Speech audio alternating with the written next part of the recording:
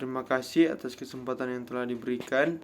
Di kesempatan kali ini, saya akan mempresentasikan tentang jurnal yang berjudul Gerak Melingkar dan Gravitasi. Sebelumnya, perkenalkan, nama saya Richard Pringkuan. NIM saya 22013092. Saya dari kelas 1C, Teknik Konstruksi Jalan dan Jembatan. Yang pertama, abstrak. Abstrak melingkar atau gerak circle adalah gerak suatu benda yang membentuk lintasan berupa lingkaran mengelilingi suatu titik. Adanya gaya yang selalu membelokkan menuju pusat lintasan. Gerak gaya ini dinamakan gaya sentripetal. Suatu gerak melingkar beraturan dapat dikatakan sebagai suatu gerak dipercepat beraturan, mengingat perlu adanya suatu percepatan yang besarnya tetap dengan arah yang berubah, selalu mengubah arah gerak benda agar menempuh lintasan berbentuk lingkaran. Pendahuluan. Gerak melingkar dengan kecepatan yang berubah. Jika perubahan percepatan searah dengan kecepatan, maka kecepatannya akan meningkat. Jika perubahan percepatan berlawanan arah dengan kecepatan, maka kecepatannya menurun. Pada gerak GMBB, benda mengalami percepatan sentripetal dan percepatan teknesial. Berdasarkan gambar di atas, diketahui bahwa percepatan sentripetal dan percepatan tangensial saling tegak lurus. Sedangkan arah percepatan total terhadap arah radial, yaitu 8, dapat dihitung dengan perbandingan tangan. Semua benda bergerak melingkar selalu memiliki percepatan sentripetal, tapi belum tentu memiliki percepatan tangensial. Percepatan tangensial hanya dimiliki bila benda bergerak melingkar dan mengalami perubahan kelajuan linier. Benda yang bergerak melingkar dengan kelajuan linier tetap hanya memiliki percepatan sentripetal, tapi tidak mempunyai percepatan tangensial. Gaya gravitasi.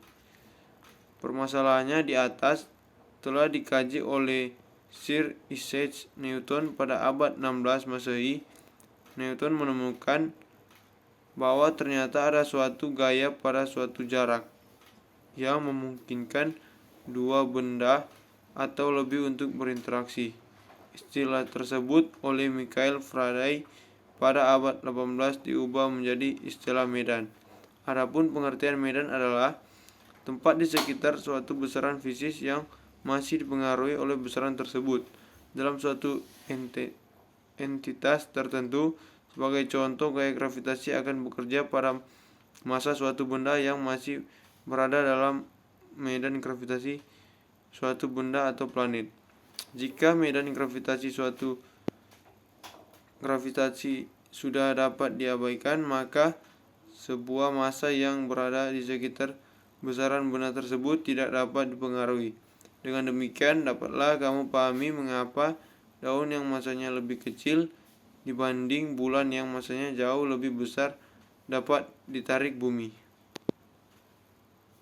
Akhirnya, setelah bertele-tele dan terseok-seok, kita tiba pada inti pembahasan panjang lebar ini.